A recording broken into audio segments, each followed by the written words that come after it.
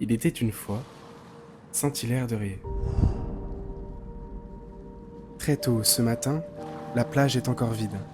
Les vagues vérifient que tout est prêt avant l'arrivée du soleil. Les bateaux restent immobiles dans l'eau. On dirait qu'ils attendent le coup d'envoi d'une course très importante. Et les éclaireuses du ciel commencent déjà leur ronde au-dessus de l'océan.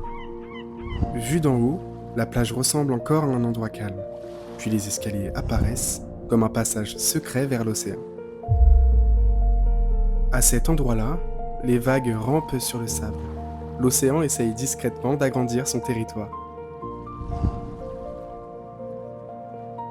Les rochers restent plantés au milieu des vagues, comme d'anciens géants que l'océan essaye encore de réveiller. Les deux surveillantes sont déjà en réunion au sommet du rocher. Apparemment, l'océan a encore fait n'importe quoi cette nuit. Au loin, quelqu'un traverse la mer sans faire de bruit, comme s'il connaissait un passage que les autres n'ont pas encore trouvé. Puis j'ai vu cet homme qui est resté face à l'océan pendant plusieurs minutes. Il attendait que la mer finisse enfin son histoire. J'ai vu apparaître l'île Dieu tout au fond de l'horizon. On dirait qu'elle préfère rester loin des histoires du continent. Sur mon chemin, j'ai vu une grande tour à lumière, et même un oiseau métallique qui traversait le ciel à toute vitesse. Le marché, lui, n'a pas encore ouvert, mais les stands s'installent doucement, comme un village qui apparaît avant le lever du soleil. Les couleurs s'alignent sur les tables pendant que les habitants commencent leur récolte du matin. Chacun repart avec quelques trésors.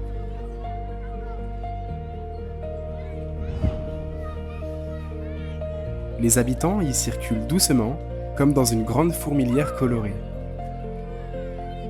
Toutes les maisons regardent la chapelle. Apparemment, c'est elle qui garde le village éveillé. La forêt reste silencieuse pendant que le vent passe entre les arbres. On dirait qu'ils discutent entre eux depuis des années. Les marques vertes sur les arbres servent à guider les lutins de la forêt. La légende raconte que certains se perdent encore quand le vent souffle trop fort. Les aiguilles de pin couvrent le sol de la forêt. Les arbres les sèment discrètement pour ne pas perdre leur territoire.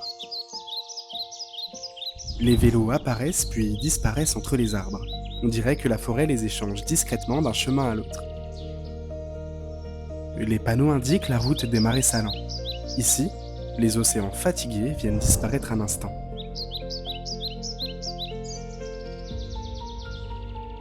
Puis j'ai vu une embarcation rester immobile dans l'eau des marais.